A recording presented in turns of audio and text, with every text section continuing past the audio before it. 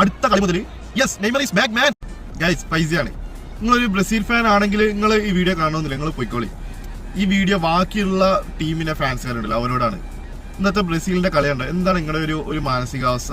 Are you happy? Or നിങ്ങൾക്കൊരു ഭയം കുടിക്കണോ? ഉമ്മാല് സീനാണ് എന്നൊക്കെ ഒരു ഭയം തോന്നിക്കണോ?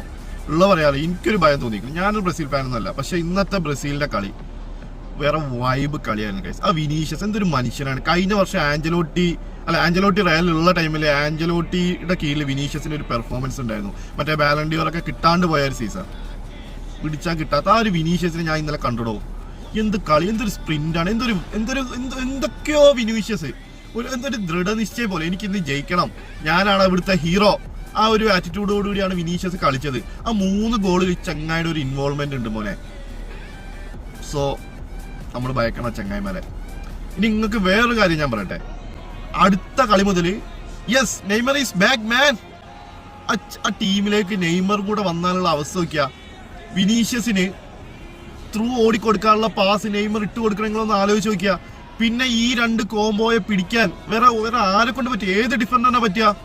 So very Brazil is going to very danger guys. ചങ്ങായിമാരെ പൂട്ടിയേ പറ്റുള്ളൂ. നെയ്മർ പക്ഷെ ഫുള്ളി ഫിറ്റ് അല്ലാത്തതുകൊണ്ട് ചിലപ്പോൾ ഫുൾ ടൈം കളിക്കാൻ ചാൻസ് ഇല്ല. പക്ഷെ നെയ്മർ ഈസ് ബാക്ക് മാൻ.